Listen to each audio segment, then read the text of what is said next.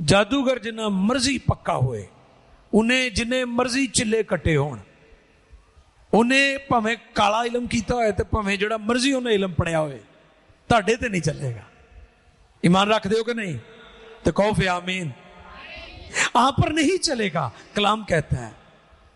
और जब आप कलाम पर यकीन रख लेंगे तो कोई जादू, कोई तवीज, गंडा, कोई जंतर मंतर, फूक शूक तुहानू कुछ नहीं कहेगे। जिन्ने मर्जी फूका मारने वाले करी जान।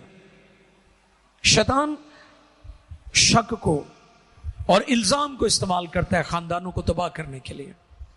इब्लीस को बहुत सारे अलकाब बाइबल मुकद्दस में दिए गए हैं। उनमें एक लक़ब जो उसका है वो सबसे स्ट्रांग है, और वो है इल्जाम लगाने वाला। कौन सा? और आपने देखा कि खानदान तबाह होते हैं इल्जाम तराशी की वजह से। घराने, फैमिलीज, मुआशरा, सोसाइटी में बिगाड़ आता है जब आप इल्जाम लगाते हैं। और आज बेशुमार लोग एक दूसरे को इल्जाम दे रहे हैं कि जी इसने मुझ पर जादू करवा दिया है, इन्हें मेरा कारोबार बांध देता है, इन्हें मेरी औलाद बांध देती है, इन्हें मेरे से जादू कराया, खुदा मैनू पुत्र ना दवे। इस तरीके से लोगों में लड़ाई झगड़े पाए जाते हैं।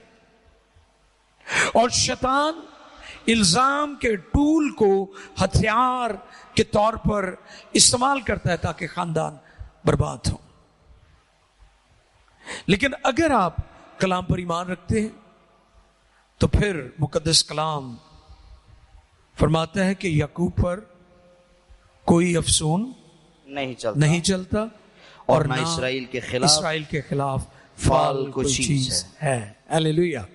वो कई कहते हैं ना गैर बाइबली इस्तेलाह भी इस्तेमाल करते हैं, जादू बर हक है।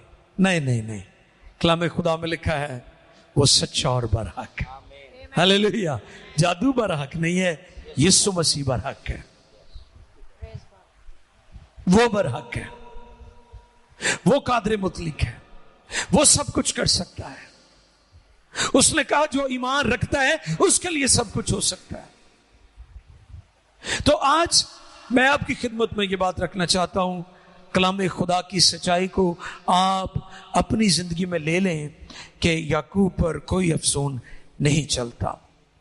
और जब आप इस जगह पर खड़े हो जाएंगे, मजबूती से थाम लेंगे इस चीज को, तो फिर कोई जादूगरी का, टूने टोटके का, जंतर मंतर का, झाड़ फूंक का कोई आप पर असर नहीं होगा।